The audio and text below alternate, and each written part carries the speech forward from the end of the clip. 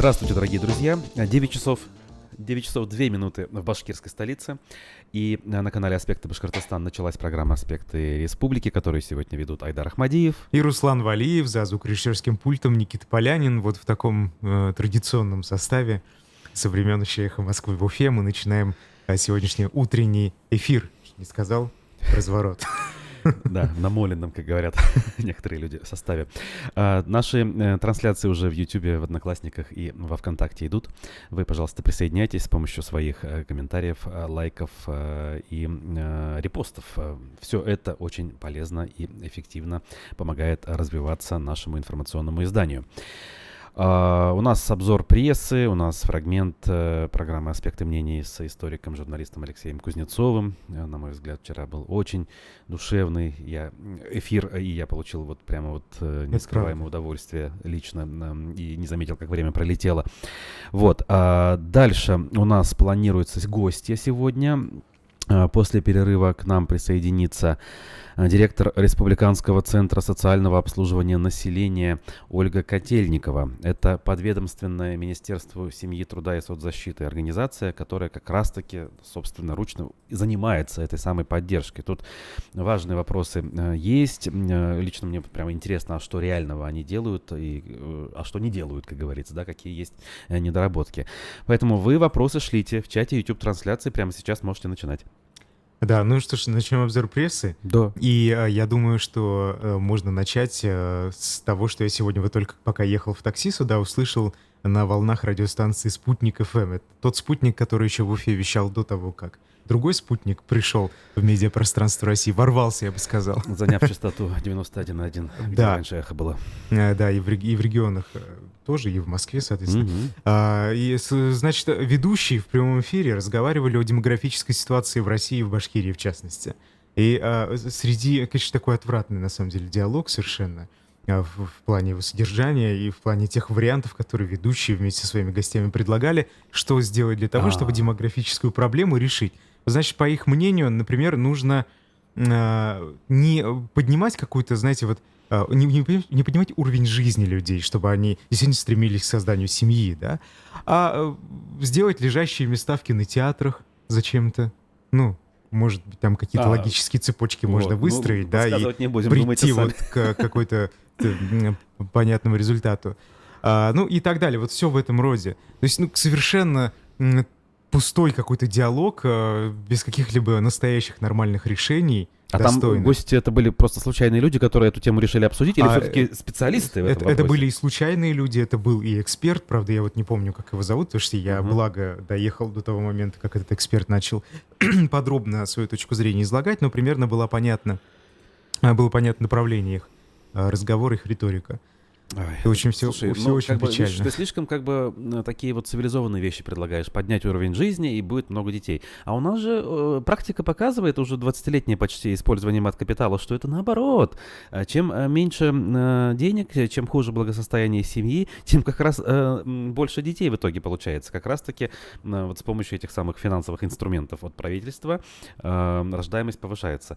Качество, скажем так, процесса, может быть, страдает, как бы это кощунственно не звучало. Но вот если посмотреть статистику, она неумолима в этом смысле. Они прочитали сообщение одной слушательницы, надеюсь, это все-таки было действительно сообщение от слушательницы, и она говорит: вот вы какие паразиты, значит, сегодня власти вам помогают, мат-капитал платит, субсидии выплачивают. Значит, здесь и там поддержка везде. Вот вы обнаглевшие. Вот как раньше было. Государство ничего не делало. Дети рождались, семьи строились нормальные. Вот надо и дальше, значит, вот в таком темпе и жить, а вы тут еще чего-то хотите, каких-то денег и какой-то поддержки. Ну, это уже вообще, конечно, в общем, иногда, знаете, вот так стоит послушать, наверное, такого рода источники. СМИ, да, потому что очень интересно, какая риторика используется, как их мысль течет. Это или точно. Растекается. Ну и к темам республиканских СМИ начну я с публикации нашего сайта aspectmedia.ru. Вчера, 1 сентября, отгремело. Я думаю, многие поучаствовали, кто-то просто заметили, что вчера было очень оживленно на улицах в центре Уфы, были пробки, например. Чиновники разбежались по разным линейкам, и поэтому, кстати говоря, линейки в школах в разное время проходили в течение почти всего дня. Но это, как бы, понятно, дежурные вещи.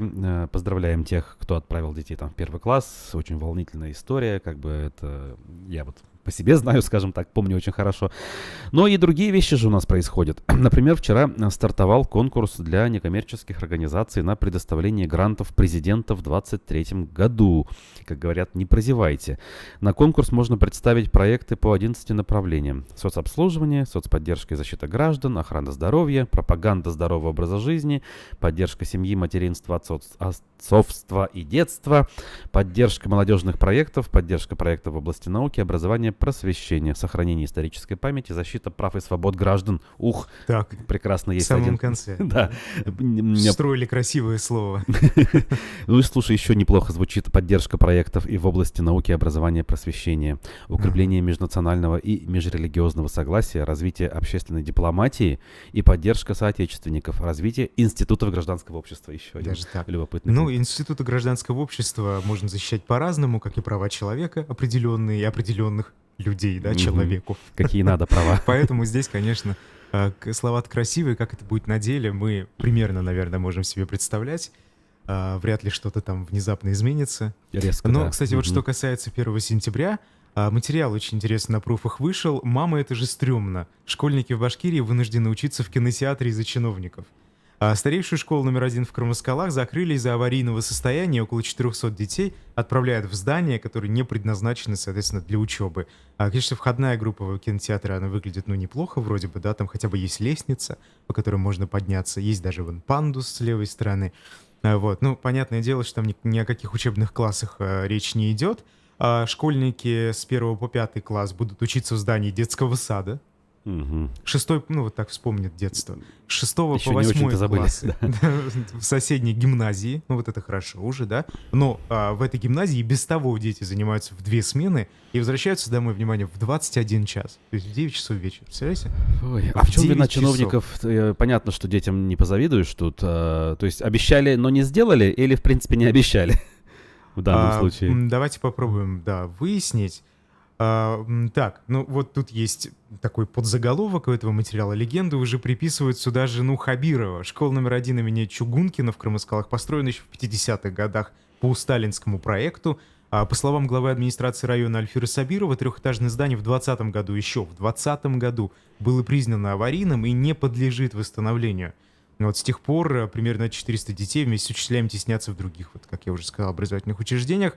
И они ждут, когда наконец-то их школу либо начнут восстанавливать, хотя чиновники говорят, что не подлежит восстановлению это самое здание, очень старое и дряхлое, либо начнут строить новое. Но мы с вами знаем, что это, наверное, процесс многих лет и Конечно. огромного количества разговоров и обращений, как видео, так и текстовых. И в конце концов, когда-то что-то вот...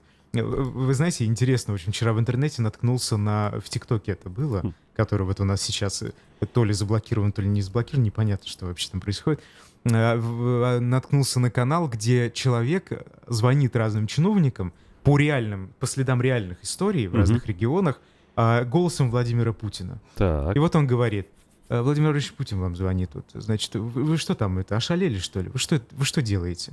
И чиновники, сначала они не верят, потом они в шоке, они вот проходят все эти этапы принятия, в конце концов начинают говорить: Владимир Владимирович, извините, пожалуйста, обязательно все мы сделаем, все хорошо. И потом эти пранкеры вставляют в конце ролика, значит, телесюжеты, которые сняты уже после этих звонков. Их чиновники поставили остановку, начали, значит, отлавливать бродячих собак, отстраивать здания школ и детских садов, ремонтировать подъезды, ставить пандусы, разговаривать с людьми. Знаете, Лайфхак. лайфхак. Обычные пранкеры, вот это, конечно, наверняка это как-то незаконно. Улучшают да? жизнь россиян. Ну, Простых. действительно, это рабочая схема. И вот, пожалуйста, наверное, пока А Владимир действительно? Владимирович не позвонит, ничего Слушай, тут не а ведь у поменяется. чиновника какого-нибудь рядового в районе, у него нет способа проверить, настоящее это было или нет. И как бы на всякий случай, а вдруг он был действительно настоящий, лучше сделать то, о чем он просил. Вы знаете, там был разговор, ну, как написано, да, я не могу, конечно, подтвердить. Действительно, это депутат Краснодарского или Красноярского края местного законодательного собрания. сначала послал куда подальше этого Мгм. Владимира Путина в кавычках, а вот уже потом что-то начала вот думать, а вдруг, кто Ага. его знает. Извинилась, значит, там тяжело дыша, пытаясь Это в успокоиться. ходе одного В разговора. ходе одного Так. разговора это все произошло, да. Ну, на самом деле очень интересно. И вот, знаете, это очень хорошо демонстрирует, кто такие вообще вот эти чиновники и Мгм. депутаты. Такой социальный портрет, скажем так, да? Да, и Нашего вполне себе вот он среднестатистического чиновника. всеобъемлющий. Потому что, мне Конечно. кажется, особого большого отличия между там депутатом Курултая и депутатом какого-нибудь законодательного собрания другого региона сегодня нет. Это Индекс, одни люди, одна номенклатура. конечно. Скажем так, уровень эмпатии, чуткости, я не знаю, интеллекта вот где-то там, не на самом лучшем уровне. Правда. Доброго утра нам желает Руслан Гельманов, а также утверждает, спрашивает, Айдар вернулся? Айбат, тут же делает он вывод. К сожалению, Айдар нет, не вернулся, или к счастью. Ну, в общем, Айдар частенько у нас бывает, здесь его родина, и он всякий раз, отвечая на вопросы слушателей «Живого гвоздя», старается всячески упомянуть, откуда он, и наши всякие истории всегда рассказывает. Мне Поэтому... Мгм. Да, мне уж здесь и близкие, и знакомые говорят, ну что ж, Айдар, ты всегда Башкирию трогаешь в своих эфирах Да-да-да-да-да. федеральных. Зачем? Ну вот, ну ты же обижаешь, что ты говоришь, ты обижаешь Башкирию. Даже Я говорю, так? ну как я обижаю? Я обращаю внимание на какие-то проблемы. Тем более я как бы отсюда, здесь я проработал какое-то время на Эхе Москвы в Уфе, и поэтому разбираюсь в некоторых процессах, проблемах, понимаю там хотя бы немного чиновников и общества башкортостанское. И поэтому, наверное, это важно, вот обращать Абсолютно внимание согласен. Нет, нет. на Ни про минусы, какую на обиду плюсы. здесь речи быть не может. Это, наоборот, условно, узнаваемость региона, туристический потенциал, черт возьми, растет благодаря этому. И все то, о чем ты рассказываешь, как бы оно свойственно не только Башкирии, но и большинству регионов России. В этом смысле никакого ущерба нашей репутации, если она еще осталась, я тут не вижу. Так что спасибо тебе за твою работу, которую ты делаешь в Москве. Да, в регионах эта работа даже важнее. Поэтому спасибо Есть аспектам. и такое мнение есть. А мы дальше двигаемся. У нас управление инфраструктурой и транспорта. Это вот такая вот вторая, скажем так, муниципальная компания, которая забрала активы МОЭТа, обанкроченного. Так вот, ее признали подрядчиком по перевозкам пассажиров электротранспортом. То есть, получается, узаконили, наконец, деятельность. Уже больше года этот самый УИТ, точнее, занимался перевозками де-факто, да, и деньги взимал с пассажиров, как бы эксплуатировал трамваи и троллейбусы. И вот теперь уже, значит, предприятие официально приступает к обслуживанию 7 трамвайных и 9 троллейбусных маршрутов, согласно утвержденному Управлением транспорта и связи администрации расписанию, ни много ни мало. Ну, теперь, как говорится, видимо, еще более четко будет работать электротранспорт. Будет или нет, мы, конечно, утверждать не можем. Обсудим эту тему. Кстати, в 11 утра у нас программа «Аспекты городской среды» с Олегом Арефьевым. Я думаю, что он прокомментирует, как всегда, в красках все то, что он по этому поводу думает. Мгм. Ну а тем временем в аэропорту Уфы задержали женщину при попытке вывести более 50 тысяч долларов. Ух. Вот так. Ну, да, ну, на самом деле, я думаю, если человек занимается там, предпринимательской деятельностью, бизнесом каким-то, да, и тем более хочет эти деньги, судя по тексту пруфов, вложить в бизнес в другой стране, то, наверное, эта сумма не такая-то уж прямо и сильно большая. Ну, не сверхъестественное. Не да. сверхъестественная, конечно, вполне, я думаю, реальная. В общем, Но жительница Башкирии... запрещено. Сейчас 10 тысяч, Запрещено, по-моему, да? Она Ага. пыталась вывести в столицу Узбекистана эту крупную тем сумму более. иностранной валюты для ведения бизнеса. Женщина решила на удачу пройти через этот зеленый коридор, и теперь ей грозит уголовное дело. Уголовное дело. Это Ой-ой. считается преступлением даже. И вот как в пресс-службе башкортостанской таможни сообщили, женщина была ознакомлена с правилами провоза через таможенную границу наличных денежных средств и тем, что это их необходимо декларировать сегодня, да, естественно. Сотрудники таможни обнаружили в ручной кладе эти 5 тысяч долларов США, 8 тысяч евро и 2 миллиона рублей там тоже были. Это 526 банкнот общей суммой почти 51 тысяча долларов США, если вот, видимо, как-то суммировать все это, да. И отметили в таможне, что сейчас запрещено ввозить и вывозить из страны иностранную валюту в сумме более 10 тысяч долларов, а аналогично рублевый эквивалент подлежит декларированию. Вот так. Мгм. Ну и значит, уголовное дело, это статья 200.1, незаконное перемещение через таможенную границу наличных денежных средств, совершенное в крупном размере. Вот так. Деньги, кстати, изъяли. Деньги изъяли, а уголовное дело И передано уже в суд. вылет, видать, тоже отменен. Ну, Ну, для конкретной гражданки. понятное дело, да. Вот такая история. Я не знаю, как к этому относиться на самом деле.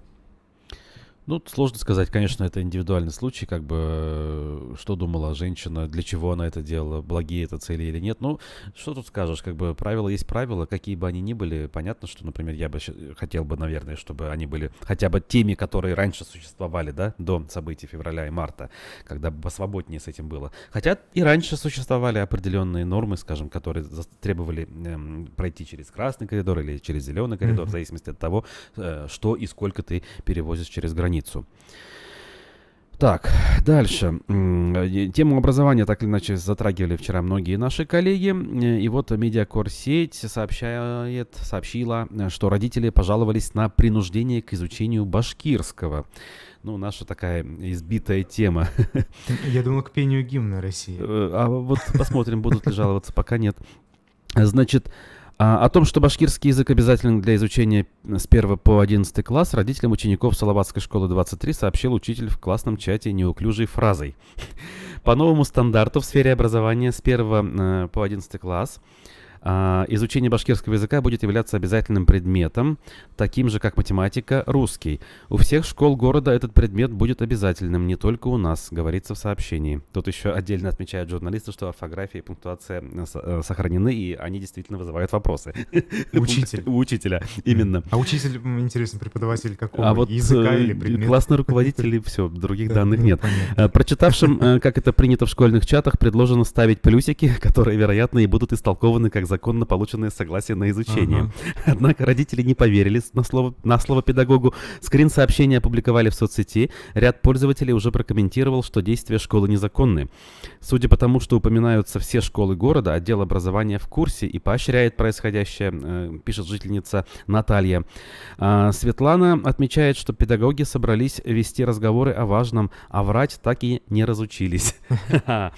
И эти люди учат наших детей. Хоть 100 раз введите в неурочку, меняйте в ГОС. Лгущий педагог так и останется лгуном, написала еще одна пользовательница. Получить комментарий директора школы журналисты не смогли на момент опубликования материала. В общем, и тут еще целый ряд мнений различных родителей из разных, причем городов и районов нашей республики. Но вот позиция Минобразования здесь не видна.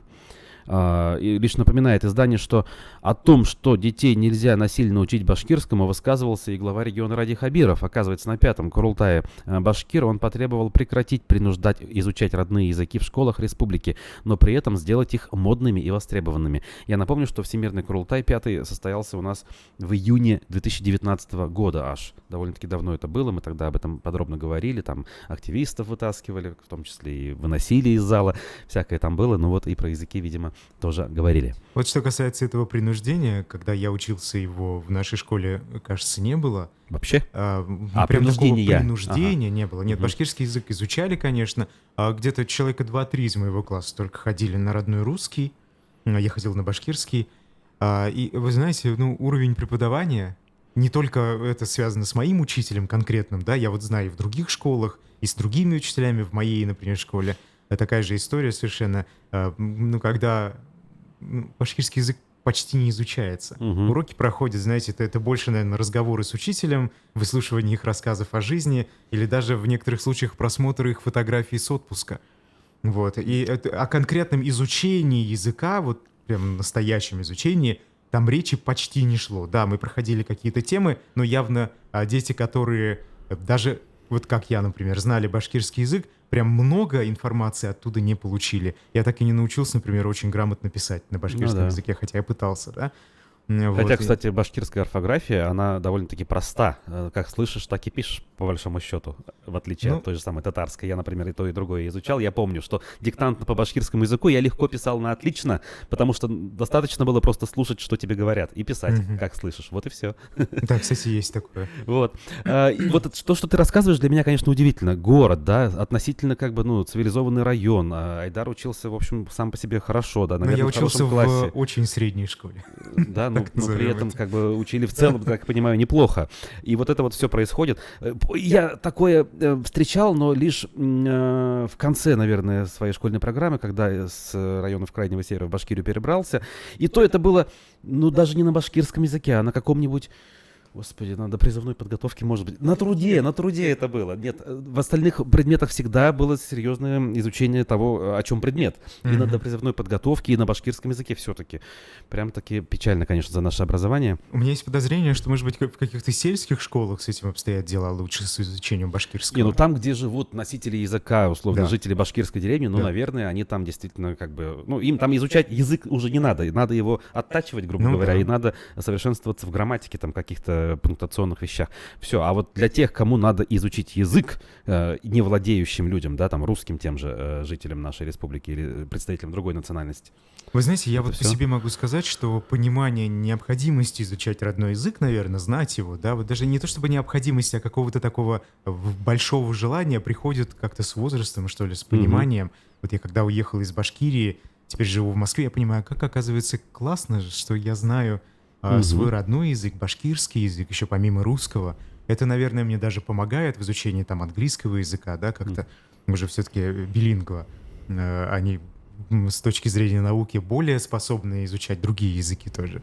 Ну вот, наверное, в этом, конечно, есть польза, и я согласен, это высказывание Ради Хабирова было, да, что нужно повышать Популярность, интерес, популярность да, к языку. да. Вот это, наверное, правильный путь. А принуждать это не будет работать. Я уверен. Это, не будет, это будет создавать только негативные эмоции везде вот вокруг. Ну, конечно. Ссоры эти Смех, как бесконечные. минимум, да, а то и вообще какие-то более серьезные последствия. Детям желания нельзя вот, их принудить к чему-то. Не получится, я уверен в этом. Вчера с Алексеем Кузнецовым, который, я напомню, не просто историк и журналист, а школьный учитель со стажем, скажем так, и с репутацией очень хорошей. Вот он отдельно обсуждал вот эту тему того, как стоит прививать интерес к тем или иным предметам, и это можно делать только исключительно добровольным путем, вот этими самыми интересными приемами, но не из-под палки. Посмотрите эфир, очень рекомендую. Руслан, у нас еще есть время, да, Да. кое-что обсудить. Вы знаете, вот так как у вас все-таки есть дети, школьники, мне интересно, как 1 сентября прошло? Действительно все было на таком патриотическом, так скажем, Ну, подъеме, что ли? процедуры соблюли, насколько я вот могу судить. Я сам-то не присутствовал, как бы у меня первоклассников. Процедуры какого плана? Ну, там поднятие флага, все это произошло. Просто вот я не помню в свое школьное время, чтобы кто-то поднимал флаг на 1 сентября. Такого вроде Ну, бы не было. Это как бы нововведение же, оно появилось вот буквально в последний год, и даже еще не везде появилось, наверное. Там же речь не только о том, что 1 сентября это будет происходить, это должно теперь происходить каждую неделю на понедельничной линейке, пока погода позволяет на улице, а потом в помещении, видимо, в спортзале или еще как-то, в зависимости от того, какие условия в отдельно взятой школе. В принципе, вот с Кузнецовым тоже мы вчера это обсуждали. Само по себе это как бы в отдельном виде неплохо, оно нормально, как бы, ну, карман, как говорится, не тянет, не напрягает, много Вспомним времени не опыт других отнимет. стран, Конечно, демократических, это США, делается. например. Но само по себе в отдельности от всего остального это, конечно, не работает. Потому что, когда у человека начинается, скажем так, раздвоение, да, вот картины мира, он начинает сомневаться, а реально ли то, что я вижу перед собой. С одной стороны, ему прививают патриотизм, поднимают флаг, мы изучаем гимн, а с другой стороны, он наблюдает, как за углом, я не знаю, там сидит старушка и попрошайничает, или он видит то, как учителя с ними себя ведут, не понимают, ведут себя надменно, формально относятся к решению проблем, формально относятся к тому, чтобы организовать какие-то мероприятия. Сфотографировались, улыбнулись ВКонтакте, опубликовали, а теперь можно домой идти. Тем Вот более это всё. дети сегодня подвержены глобализации в большей степени, Конечно. нежели другие слои населения, и поэтому здесь, мне кажется, очень сложно будет их обмануть. Не получится просто. Ну, не получится, и все, этим поднять. Вчера только Владимир Путин и Александр Лукашенко, руководитель Беларуси, проводили встречи со школьниками своих стран. И, вы знаете, больше всего мне запомнился момент, когда один школьник на встрече с Лукашенко вот так вот попал в кадр Пула Первого, кажется. Мгм. Попал в кадр с блокнотом, на котором написано «Спасите». Вот так сидел просто. И это очень хорошо, я думаю, демонстрирует то, что чувствуют дети, когда вот у них подобные открытые уроки, там, поднятие флагов, пение гимнов обязательно, опять же, происходит. Не так надо это вот прививать. Ой, Ну, не когда так. это органично, это даже с удовольствием дети сделают. Делают так, как никому и не снилось, как говорится, да, от души, красиво, с чувством. А когда это все из-под палки, это все превращается вот в то, о чем мы говорим. Когда мы это на камеру, там, на фотоаппарат мы это делаем, а потом за угол выходим и начинаем ржать. Ну, как бы я сейчас как бы себя представил в роли школьника, которым я был более 20 лет назад. Это происходит, скорее всего. Ай, ну что ж, друзья, время у нас идет, поэтому сейчас мы сделаем небольшую паузу. Как раз-таки фрагмент вчерашнего эфира с Алексеем Кузнецовым как раз на эту тему мы послушаем. А после мы надеемся, что к нам уже подъехала гостья, и она присоединится к разговору. Директор Республиканского центра социального обслуживания населения Ольга Котельникова будет с нами. Далеко не уходите, лайки ставить также не забывайте. Нововведения, которые с разной степенью интенсивности в разных регионах внедряются в систему образования. Я про военно-патриотическое воспитание. Например, где-то в регионах, насколько я знаю, поднятие флага и исполнение гимна еженедельное уже внедряли, скажем, да. У нас в республике это в этом году началось. Более того, глава региона предложил трудоустраивать в каждой школе советника по патриотическому воспитанию из числа тех, кто возвращается из зоны СВО на территории Украины. Я слышал об этой инициативе, и, честно говоря, мне представляется, что она столкнется с целым рядом достаточно серьезных сложностей. Насколько администрация республики будет готова эти сложности преодолевать, это для меня вопрос открытый, поскольку я, в общем, не владею вашей региональной информацией. В целом меня, конечно, чрезвычайно угнетает и раздражает то, что у нас любое патриотическое воспитание неизменно, неизбежно скатывается к воспитанию военно-патриотическому. Я нашел для себя объяснение, почему это происходит. Потому что военно-патриотическое воспитание самая простая, самая примитивная форма воспитания патриотизма. Объясню. Военно-патриотическое воспитание основывается на двух китах. Может, есть и третий, я его просто пока не приметил. Да? Два кита видны. Первый кит – это наше славное героическое прошлое, которое для нужд военно-патриотического воспитания предельно мифологизируется. Оно и так мифологизировано в общественном сознании, но тут, так сказать, все доходит до каких-то совершенно величин невероятных. Ну, в качестве примера могу привести сравнительно недавно вышедший на экраны фильм «Зоя» о Космодемьянской. Он имеет очень отдаленное отношение к тому, что мы сегодня знаем о событиях, связанных с самой Зоей и ее диверсионной группой, да. Но это некое установочное кино. Нас отбрасывает к временам фильмов вроде Александра Невского, только из полно несравненно менее талантливого. В отличие от Александра Невского, из Эйнштейновского, я бы сказал, полно просто не талантлив. Нет у меня для вас других писателей, сказал по похожему поводу в свое время один известный исторический персонаж. И второй кит – это всячески поддерживаемый, муссируемый тезис о враждебном окружении. Вот он последнее время опять у нас набрало обороты. Мы все время должны быть готовы к защите Отечества. По глубочайшему моему убеждению, настоящий патриотизм воспитывается не в учебных заведениях и не какими-то там отдельными воспитательными средствами. Он воспитывается окружающей жизнью.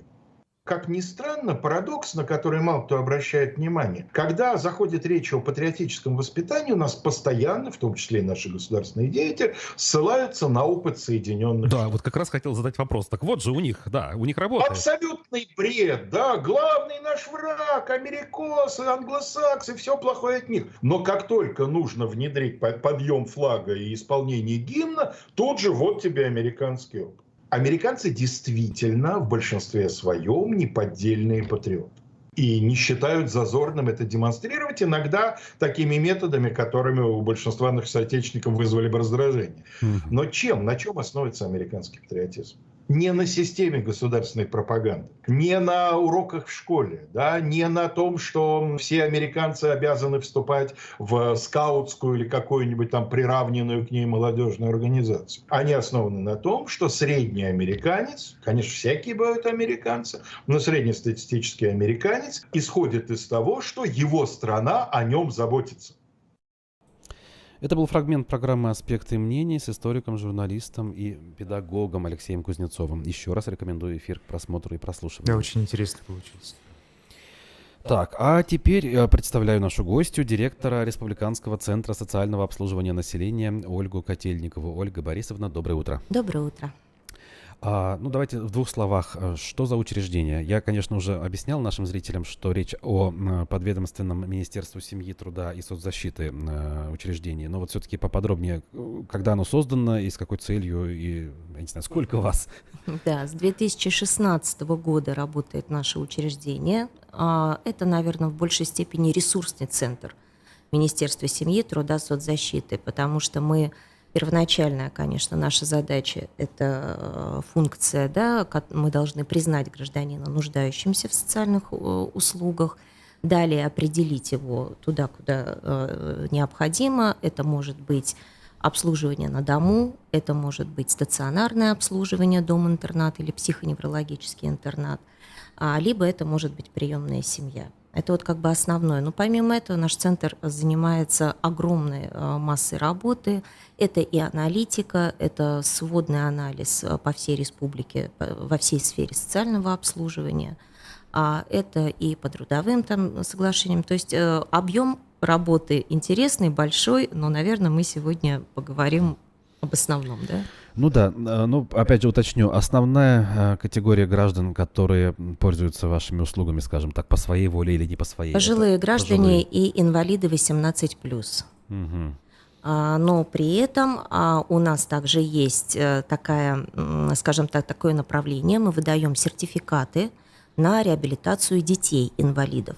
И также мы выдаем сертификаты на технические средства реабилитации. Это все в рамках республиканского проекта. Кстати, это уникальный опыт нашей республики. Когда к нам приезжают коллеги из других регионов, они удивляются, что от правительства, да, у нас еще дополнительные средства выделяет свои такие на реабилитацию деток, да, либо на ТСР. Помимо федеральных программ, то есть дополнительные... Это наше, Исключительно. Исключительно наше. Скажите, а как определяется, человек достоин вот этого социального обслуживания, да, какого-то или нет? По каким параметрам? Ну, во-первых, конечно, мы работаем по 442 федеральному закону, где четко прописаны категории граждан, которые определяются нуждающимся в получении социальных услуг. Это и пожилые, одинокие пожилые граждане, да, это и инвалиды, это семьи с инвалидами, это граждане, оказавшиеся в тяжелой жизненной ситуации, без жилья. Да, вот у нас очень много таких ситуаций, когда пожилых людей либо выгоняют из дома, либо обманным путем у них отнимают квартиры. То есть вот все эти категории... Давайте, наверное, не буду сухим чиновничьим языком, да, я просто вам скажу, люди, которые попали в тяжелую жизненную ситуацию, это все наши, скажем так, потенциальные, обратившиеся к нам граждане.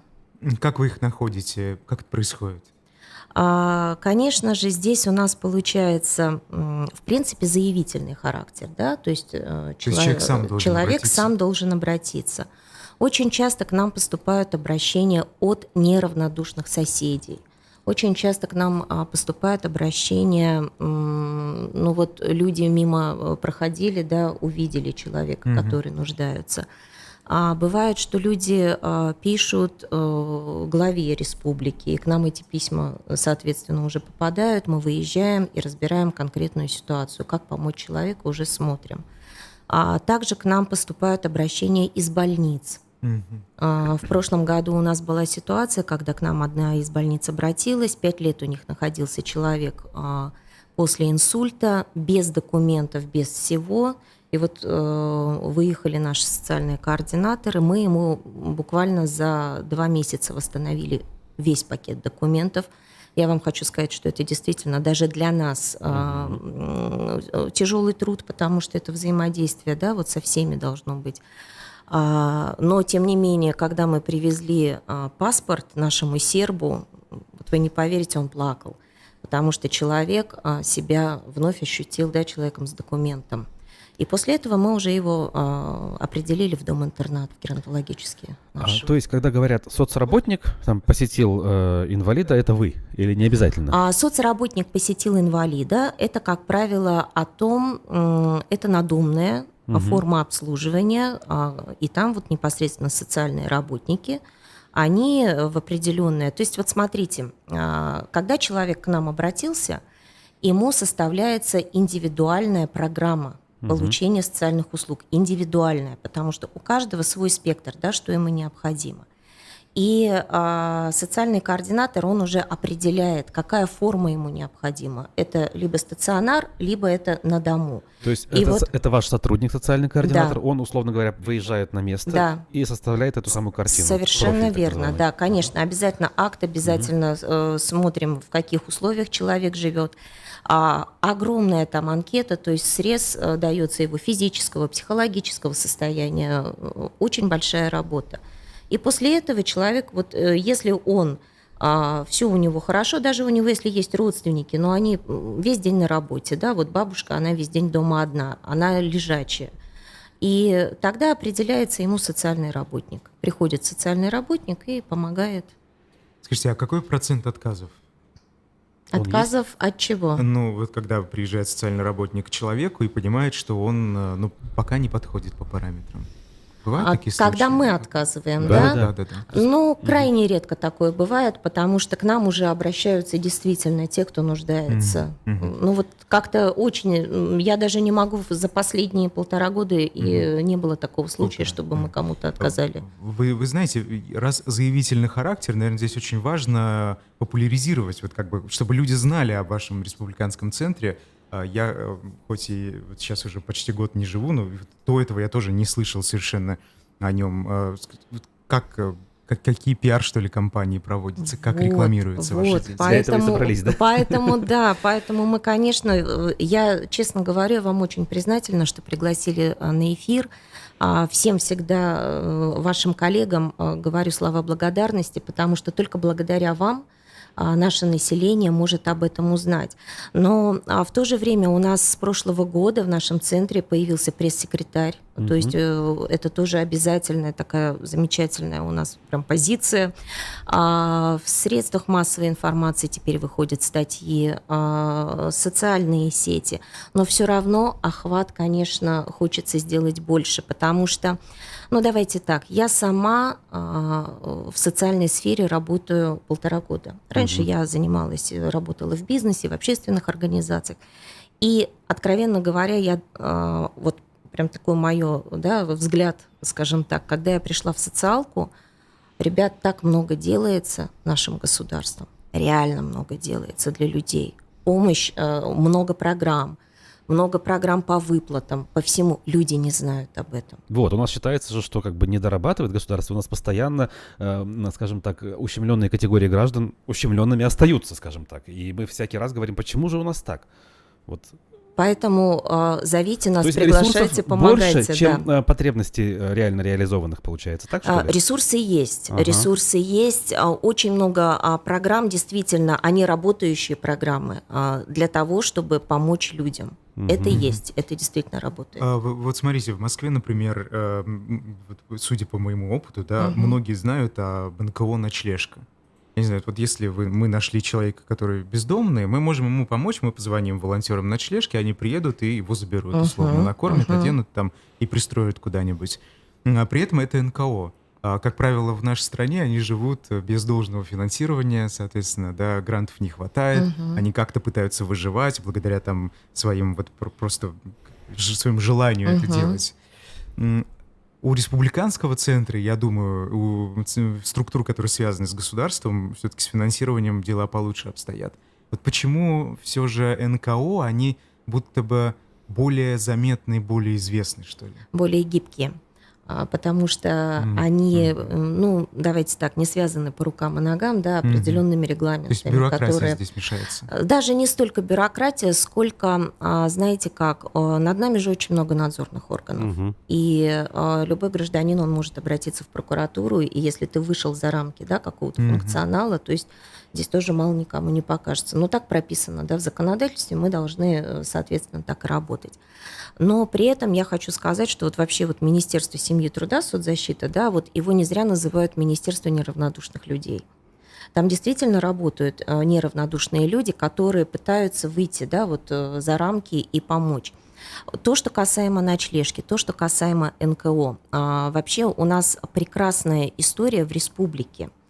С 2015 года, когда все это началось, да, у нас все надомное обслуживание передано в сектор НКО. У нас вся надомка, то есть у нас 55 автономных некоммерческих организаций по республике, и они оказывают вот эту услугу населению.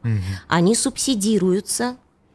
На постоянной основе. Конечно, напрямую, без конечно, грантов даже. без грантов. Они субсидируются из бюджета Республики Башкортостан. То есть за их работу государство им платит.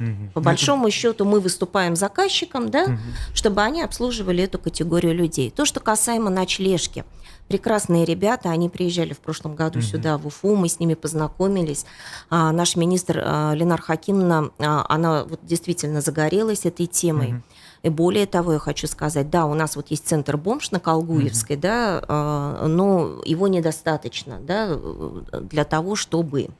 Хотя они стараются, выезжают, да, вот пункты обогрева зимой устраивают. Также они сейчас начинают с НКО-сектором вот конкретно у нас в республике работать. Но что-то наподобие ночлежки, так, немножечко забегая вперед, анонсирую, у нас в республике будет. Вот тут вопрос, пока как бы он немножко в другую сторону нас уводит, но все-таки вот слушателя, зрителя, готовы наши соцслужбы к возврату из территории СВО раненых военнослужащих, которые станут инвалидами в том числе? Они попадут под соцгарантии республики? Насколько этот вопрос вы можете прокомментировать? Вообще это да. Сейчас это, пожалуй, самый актуальный вопрос. Это такой некий тоже нам, да, вызов, да, социальщикам, потому что мы понимаем, что эти ребята, они должны будут пройти реабилитацию. К сожалению, на сегодняшний день у нас в Башкирии нет реабилитационных центров для взрослых. У нас есть только реаб-центры для детей. Сейчас мы очень интенсивно работаем над этим и прям надеемся, что правительство нас поддержит, выделит финансирование, и мы реализуем тот проект, который мы хотим сделать, министерство. То, что касаемо социальной поддержки. Социальная поддержка, она разная, поэтому по выплатам это не моя компетенция, я не буду об этом даже говорить. Не про это речь. Да, а вот мы сейчас продумываем такой момент. У нас есть дневные стационарные, полустационарные отделения при стационарах. Мы сейчас рассматриваем, сколько психологов у нас уже есть в Штатах, да, вообще во всех наших учреждениях. И мы понимаем, что как раз основная наша будет помощь – это социально-психологическая поддержка и, конечно же, вот возвращение. Как, допустим, здесь то же самое. У нас вот взрослый инвалид обратился, да, после инсульта или что-то, и мы как раз занимаемся восстановлением его функций. Мы занимаемся тем, чтобы он обратно попал в социум. Потому что инвалидность, мы всегда говорим, это не приговор. И вообще нельзя инвалидизировать человека. Вот понимаете, как, все, ты не можешь, там у тебя нет рук, и значит, ты ни о чем. Неправда. У этого человека, допустим, прекрасно работают мозги, да, и их надо применять. Некоторые покоряют. У нас есть пример Рустама Набиева. Да, да. И это гордость, это действительно он всем доказал. Что, ну, некоторые, вы знаете, как с руками и с ногами уже такие инвалиды, конечно, что других слов нет. Еще один вопрос, опять же, от нашего зрителя Владимира. А правда ли, что все социальные службы сейчас будут финансироваться за счет грантов, а не напрямую из бюджета, и им придется конкурировать с НКО за эти гранты? Я прям удивлен вопросом. Здесь, наверное, идет речь о 189-м федеральном законе. То, что, ну, я так предполагаю, да, то, что сейчас, вот мы как раз вошли в пилот, Республика Башкортостан. Мы вообще, между прочим, такие лидеры по пилотам, любим мы все на себе испробовать. Опять-таки хочу сказать, вот другие регионы приезжают к нам, совсем недавно у нас были гости из Питера, они восхищены тем, как у нас все это работает. Питер восхищен. То есть это действительно была высокая оценка. 189-й федеральный закон, что он предполагает? Он ставит в одинаковые равные условия государственный сектор и негосударственный сектор по предоставлению услуг. Здесь не только социалка, здесь и образование, здесь и туризм. Вот у нас сейчас, да, в пилоте. И, соответственно, человек, он получает сертификат на определенную сумму, и вот он голосует, скажем так, этим сертификатом, да, куда он пришел, туда поступили и деньги из бюджета. То есть вот таким вот образом здесь уже определяет человек сам, где ему лучше оказали услугу. Это здорово работает, но у нас есть один маленький нюанс. Если в других регионах страны социальное обслуживание на дому оказывается как государственным сектором, так и негосударственным сектором, у нас социальное обслуживание на дому, как я уже сказала, оказывается только негосударственным. Вот здесь вот мы вообще пионеры, мы единственные, у кого только негосударственный сектор. Поэтому мы, возможно, предвосхитили, да, вот более ранее такое сделали, поэтому здесь у нас будут уже между собой конкурировать именно НКОшки, те, кто занимается социальным обслуживанием. Еще уточню для полноты картины. Вот у нас часто слышно, и даже вот я знаю людей, которые пользуются, есть некие программы там для пенсионеров, какие-то башкирское долголетие, туристические какие-то вот эти вот вещи, связанные с сертификатами, что пенсионер может часть стоимости путевки в санаторий получить. Какие-то еще там туры, что-то такое. Короче, это все это вы или не только? Не только мы. Допустим, если вот вы сказали проект «Башкирское долголетие», да, здесь наше министерство, оно больше как куратор, но и в то же время мы тоже, да, занимаемся там различными программами для развития людей, которые в этом прекрасном серебряном возрасте. Но, например, Госкомитет по туризму, они как раз занимаются туристическими вот этими всеми выездами для людей 55+. Это их, выезды, скажем так, программа. Ну, скоординировать, там, выдать сертификат. Это вот все, что касаемо туризма, это непосредственно они. Все понятно. А вообще у нас заработал в этом году портал «Башкирское долголетие», где, по большому счету, все желающие, кто может оказывать, да, вот для людей 55+, какие-то свои услуги, они могут туда заявиться, и также и человек после 55 может зарегистрироваться на этом портале и видеть всю, да, историю, что он может получить. Скажите, вот приемные семьи для пожилых людей, очень интересно, как это работает? Вообще, эта форма была создана как альтернатива, чтобы человек не находился в стационарном учреждении. В доме престарелых. В доме престарелых по-русски, чтобы забрать его из дома престарелых. Здесь, ну, пожалуй, наверное, основной момент, ни для кого не секрет, что стены дома, они все-таки, их ничем не заменишь. Здесь все понятно. Их ничем не заменишь. И одинокие люди, вы знаете, у нас ведь такой контингент, некоторые никогда и не были в семье. И для них это вообще что-то новое. Но когда человек одинокий, и он попадает в семью, то это продлевается его жизнь, улучшается качество его жизни. То есть он хочет что-то, понимаете, он чувствует свою востребованность, да? Он хочет быть полезным. У нас, например, там бабулечки, красотулечки, они передают свой опыт, как вот это национальная кухня, да, что как можно гусей пасти, да, или что-то такое. Ну, масса примеров. И, опять-таки, конечно же, для государства, давайте не будем забывать про государство, потому что нагрузка на него тоже большая идет, финансирование социальной сферы. В приемной семье, конечно же, выгоднее, если человек находится, чем оплачивать его пребывание в доме престарелых. И насколько это у нас работает? Сколько у нас таких семей? Это, мне кажется, это единичная история, или все-таки она развивается? С 2017 года мы создали 234 приемные семьи, да, и 250 бабушек и дедушек у нас были устроены. К сожалению, пандемийные времена вот внесли свои такие грустные, печальные, да, коррективы в наши цифры, и на сегодняшний день у нас 136 человек в приемных семьях. А каков за ними контроль? Я почему спрашиваю? Да. Когда детей усыновляют, довольно-таки строго должны проверить приемных родителей. И то не всегда удается, скажем так. Иной раз встречаются такие, которые, условно говоря, ради денег это делают исключительно. Даже детей усыновляют. А тут стариков, очень сложно себе представить. В чем мотивация? Мотивация, да. Наверное, деньги какие-то получают от бюджета. Но хотелось бы, чтобы не только ради этого это люди делали. Смотрите, да, если мы говорим о материальной составляющей, то, конечно же, люди получают вознаграждение. Если они берут в семью гражданина, 6200 рублей в месяц они получают, да, за пожилого человека.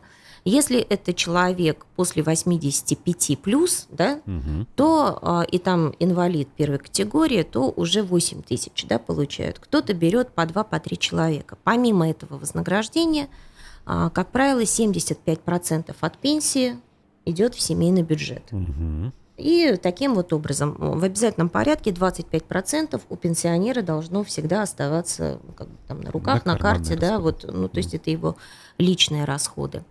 Замечательный вопрос по контролю, я сейчас отвечу. Во-первых, когда создается приемная семья, у нас в центре работает психолог, то есть мы делаем определенный, да, все-таки этот отбор, смотрим, насколько они подходят все друг к другу.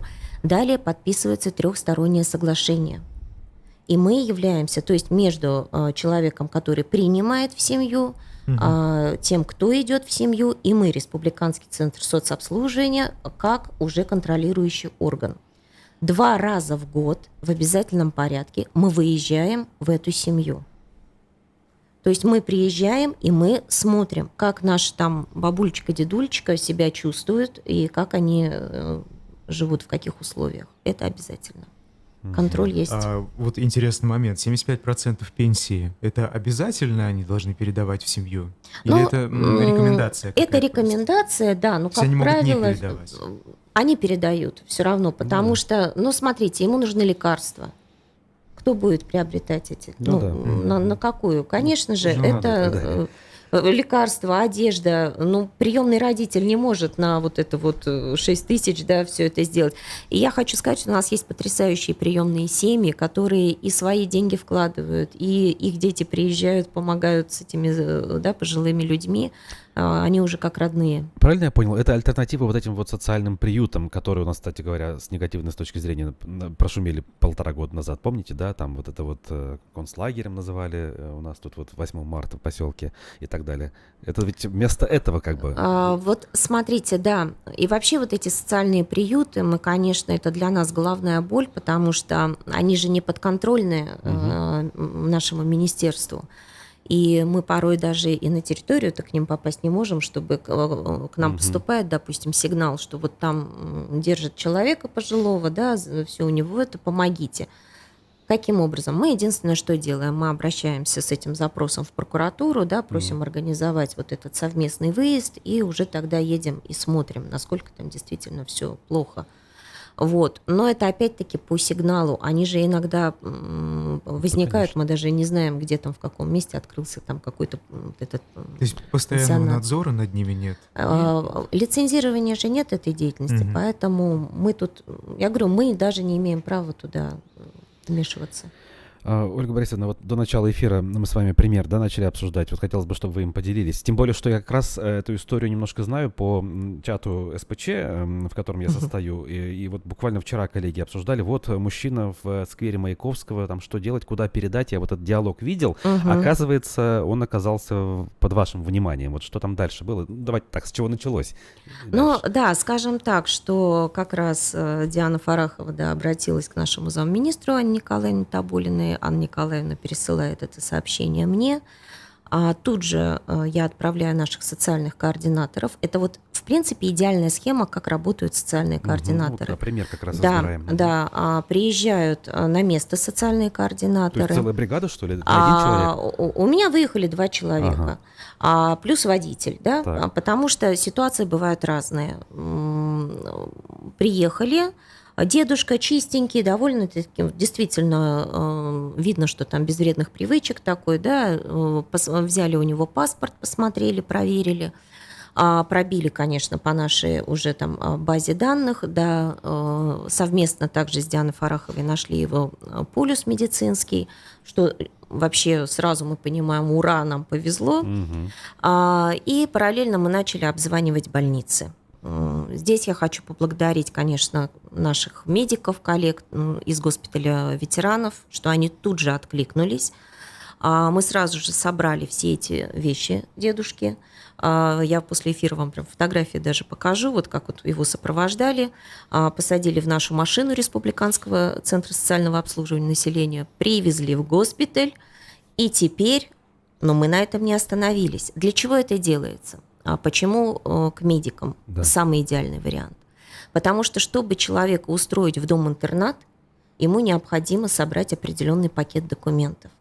И в том числе и медицинские документы, где должны быть очень важные анализы. ВИЧ, сифилис, да, проверить на туберкулез, потому что мы же с вами понимаем, что мы не можем всех остальных подвергать риску тех постояльцев, кто у нас уже там находится. Собираются все медицинские документы, сейчас этим будут заниматься коллеги в госпитале, а мы, в свою очередь, сейчас будем собирать весь пакет документов для того, чтобы признать его нуждающимся в социальных услугах, и после этого мы ему выпишем путевку в один из наших дом-интернатов. Хочу сказать, даже приглашаю вас в гости, вы можете как-то можем вместе съездить и посмотрите, в каких условиях, в хороших условиях действительно живут наши пожилые люди. Вы знаете, вы сказали, что это идеальная схема. А если это не Тоболино? Если это без разницы. Не спустили сверху, нет, вот смотрите, обратился? без разницы. У нас, например, вот буквально тоже была ситуация в прошлом году, к нам обратилась женщина, это Иглинский район, она подкармливала, значит, мужчину, который жил в полуразрушенном доме. Без крыши, без всего. Когда она нам прислала фотографии, слушайте, ребят, это был ужас. Я вообще не представляю, это сложно представить, как. Тоже там своя история у человека, оказался без семьи, дом сгорел, все, да, каждый может попасть. Начали заниматься мужчиной, документов нет. Опять-таки мы восстанавливали ему документы, но на тот момент, вот здесь нам здорово помогает благотворительный фонд «Дорогие мои старики», Ольга Римаренко. Она на благотворительные деньги сняла ему квартиру, и на тот период, пока мы восстанавливали ему документы, у нас месяц на это ушел, что тоже рекордные сроки, опять-таки спасибо всем службам, кто помогал. Мы восстановили ему документы, параллельно еще собрали ему деньги на операцию на глаз, сделали еще и операцию на глаз, и после этого определили его в Кудеевский дом-интернат. Сейчас этот мужчина у нас там живет. Так что это не обязательно. Здесь просто как вам объяснить? Вот то, что по свежим следам рассказываю, как это быстро. Но не важно, кто нам позвонил. Мы отрабатываем тут же. Если я сейчас на улице увидел такого же дедушку, я вам пишу, и сразу сотрудники выезжают, правильно? Сразу выезжают. Мы не откладываем. И так по всей республике. Это не только по Уфе. Куда звонить, писать? Лучше всего, звонить. Это телефон нашей горячей линии 8 800 775 2014. И здесь мы уже можем состыковать. Кстати, вся республика может звонить по этому телефону, а мы уже подскажем, в каком районе у них находится служба социальных координаторов, и скоординируем всю эту работу, свяжем с ними. Я хотел для себя уточнить, и в принципе для понимания, социальные координаторы — это как бы штатные сотрудники вашей структуры, они получают зарплату, это у них работа такая. Это работа такая, конечно, то есть не волонтеры, ничего такого? Нет, это не волонтеры. У нас, получается, социальные координаторы в Уфе, они прикреплены к нашему Республиканскому центру социального обслуживания населения, а по республике у нас 21 учреждения, которые курируют их работу. И на сегодняшний день у нас 119 социальных координаторов работают в Республике Башкортостан. Спасибо за вашу работу и за то, что сегодня пришли к нам в студию. Директор Республиканского центра социального обслуживания населения Ольга Котельникова была нашей гостьей. Ольга Борисовна, спасибо еще раз. Зрителям также говорим свое спасибо. Напоминаю, что в 11 часов у нас «Аспекты городской среды» с Олегом Арефьевым. Текущие новости в телеграм-канале «Аспектов», а также на нашем сайте. Программу вели Айдар Ахмадиев. Руслан Валиев и звукорежиссер Никита Полянин. Всем спасибо и до свидания. Пока.